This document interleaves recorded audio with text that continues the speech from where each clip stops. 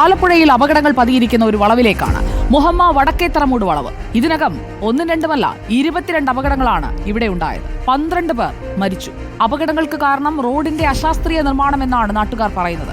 മുൻപ് ഇതേ സ്ഥലത്തുണ്ടായ അപകടങ്ങളുടെ CCTV ദൃശ്യങ്ങൾ കണ്ടാൽ കാര്യങ്ങൾ കുറച്ചുകൂടി മനസ്സിലാകും. നമുക്ക് ആ ദൃശ്യങ്ങളൊന്ന് കാണാം.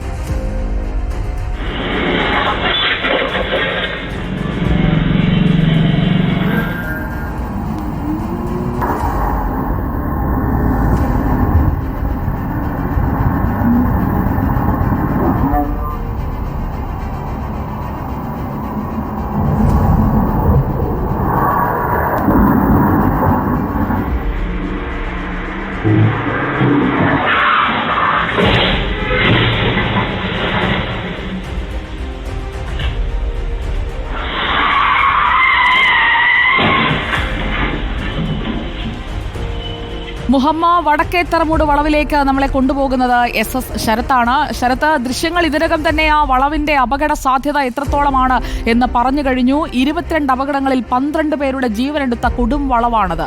അവിടെ ഒരു ക്രമീകരണം വരുത്തുന്നതിന് ഇതുവരെയും അധികൃതർ തയ്യാറായിട്ടില്ലേ? ഇനിയും ജീവനുകൾ പൊലിയട്ടെ എന്നാണോ അവർ ഇപ്പോൾ വിചാരിക്കുന്നത്? സുജയ, അതായത് ആലപ്പുഴയിലെ പ്രധാനപ്പെട്ട പാതയാണ് ആലപ്പുഴയിൽ നിന്ന് കോട്ടയം ഭാഗത്തേക്ക് തണ്ണീർമുക്ക് ഭാഗത്തേക്ക് തന്നെ പോകുന്ന ഈ വടക്കേത്തറമൂട് വളവ്. ഈ വളവിന്റെ ഒരു പ്രത്യേകത എന്ന് പറയുന്നത് നമുക്കറിയാം, റാ ആകൃതിയിലാണ്. അതായത് വാഹനം പെട്ടെന്ന് നിയന്ത്രണം നഷ്ടപ്പെടുന്ന രീതിയിലാണ് ഈ വളവുള്ളത്. അതുകൊണ്ട് തന്നെ നിരന്തരം അപകടങ്ങൾ ഉണ്ടാകുന്നു എന്നുള്ളതാണ്. 22 അപകടങ്ങളാണ്, 22 വലിയ അപകടങ്ങളാണ് ഉണ്ടായിരിക്കുന്നത്.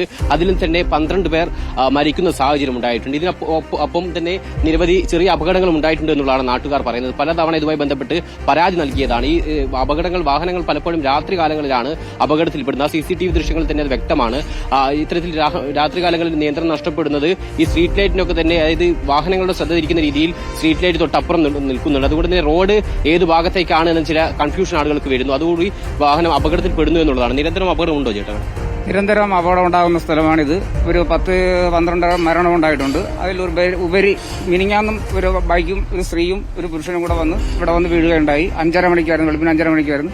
സ്ഥിരമായിട്ട് യാത്ര ചെയ്യുന്ന ആൾക്കാർക്ക് ഈ വളവറിയാം. പുറത്തുനിന്ന് വരുന്നവർക്ക് ഈ യാത്ര അറിയാൻ പറ്റില്ല. KPM UP സ്കൂളിൽ നിന്ന് ഇവിടെ 500 കുട്ടികൾ ഇവിടെ പഠിക്കുന്നുണ്ട്. മദർ തെരേസ സ്കൂളുണ്ട്, KE കാർമലുണ്ട്. എല്ലാം ഇതിലെ കൂടെയാണ് പോകുന്നത്. ഈ റൂട്ടിൽ കൂടെയാണ് എല്ലാവരും സഞ്ചരിക്കുന്നത്. ഈ പരാതിയൊക്കെ അധികൃതരെ അറിയിച്ചതാണ്. അധികൃതരെ അയച്ചിട്ട് പഞ്ചായത്ത് അറിയിച്ചിട്ടുണ്ട്, പഞ്ചായത്ത് റവന്യൂവിനെ അറിയിച്ചിട്ടുണ്ട്. എന്നിട്ട് പോലും ഇന്നുവരെ ഒരു നടപടിക്രമങ്ങൾ ഉണ്ടായിട്ടുമില്ല. അത് കഴിഞ്ഞിട്ടുള്ള സംഭവം എന്ന് പറയുമ്പോഴത്തേക്കും ഇവിടുന്ന് അങ്ങോട്ട് പറഞ്ഞ് 3-4 പ്രാവശ്യമാണ് ആ മതിൽ ഇപ്പൊ കെട്ടിയിരിക്കുന്നത്. ആ മതിൽ കെട്ടാൻ വേണ്ടി മാത്രം എത്ര രൂപ നാട്ടുകാർക്ക് മുടക്കും?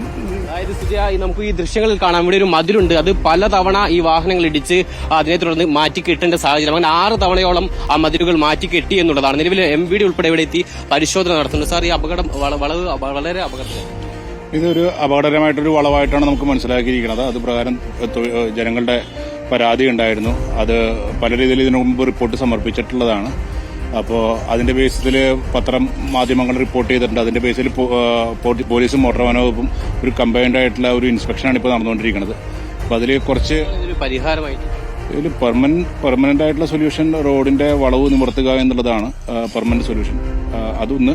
രണ്ടാമത്തത് അത് ഒരു ലോങ് ടേം സൊല്യൂഷൻ എന്നുള്ള രീതിയിൽ ടെമ്പററി ആയിട്ടുള്ള സൊല്യൂഷൻസ് കുറച്ച് റോഡ് സ്റ്റഡ്സ് മാറ്റിപ്പിടിപ്പിക്കുക, കുറച്ച് ബോർഡുകളുടെ കാര്യങ്ങളുണ്ട്, പിന്നെ റംബിൾ സ്ട്രിപ്സും അതുപോലെ തന്നെ റോഡ് സ്റ്റഡ്സ് ഉണ്ട്. അത് സ്വല്പം അങ്ങോട്ട് മുന്നോട്ടാക്കി മാറ്റി വെക്കുക. പിന്നെ ഡയറക്ഷൻ ഇൻഡിക്കേഷൻ ബോർഡ്സുകളുണ്ട്, ബ്ലിങ്കിങ് യെല്ലോ ലൈറ്റ്സുകൾ വെക്കാൻ പറയുന്നുണ്ട്.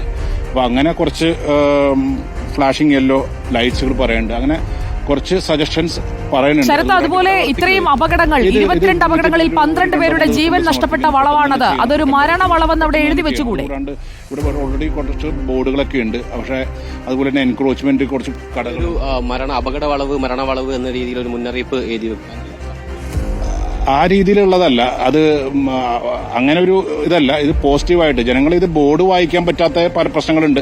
കാരണം സൈഡിലുള്ള വെജിറ്റേഷനൊക്കെ വളർന്നിട്ട് ആ ബോർഡുകളൊന്നും കാണുന്നില്ല എന്നുള്ളൊരു പ്രശ്നമാണ്. അതുപോലെ തന്നെ എൻക്രോച്ച്മെന്റ് ഉണ്ട്. അപ്പോൾ ഈ കാര്യങ്ങളൊക്കെ മെയിൻ പ്രശ്നങ്ങളുണ്ട്. അപ്പോൾ അതുകൊണ്ട് പോസിറ്റീവായിട്ട് ജനങ്ങളെ ഉടനെ തന്നെ റിപ്പോർട്ട് സമർപ്പിക്കും. ഇതിന്റെ എംബാരസിംഗ് സിറ്റുവേഷൻ എന്നുണ്ടെങ്കിൽ അവിടെ നിന്ന് വന്ന വണ്ടികൾ ഈ വളയണോ അത് നേരെ പോകണമെന്നൊരു സംശയത്തിലാണ്. അപ്പൊ റോഡ് മാർക്കിങ്സും ഇത്തിരി നല്ല രീതിയിൽ ചെയ്യാൻ വേണ്ടിയിട്ട് സജഷൻ കൊടുക്കുന്നുണ്ട്. എന്തായാലും പെട്ടെന്ന് തന്നെ റിപ്പോർട്ട് റോഡ് ചെയ്യും. കാരണം മാർക്കിംഗ് നല്ല രീതിയിലെന്നല്ല, ആ മാർക്കിംഗ് ഒന്നും ഇവിടെ കാണാൻ പോലും പറ്റാത്ത സാഹചര്യമാണ്. വഴി ഏതാണ്, വഴിയിൽ നിന്ന് തിരിയേണ്ടത് എവിടെയാണ്? പ്രേക്ഷകർക്ക് ഇപ്പോൾ ദൃശ്യങ്ങളിൽ കാണുമല്ലോ, ശരത്ത് കൃത്യമായി കാട്ടിത്തന്നതുപോലെ അപകടമുണ്ടായ ആ പാതയിൽ കൃത്യമായി എങ്ങോട്ടാണ് ഓടിച്ചു പോകേണ്ടത് എന്നുള്ള ഒരു ആശയക്കുഴപ്പം ഓടിച്ചു വരുന്ന ഡ്രൈവർക്ക് ഉണ്ടാകുന്ന വളവാണ്. Thank you Sarath. കൃത്യമായി തന്നെ പ്രേക്ഷകരിലേക്ക് ആ ദൃശ്യങ്ങൾ എത്തിയിട്ടുണ്ട്.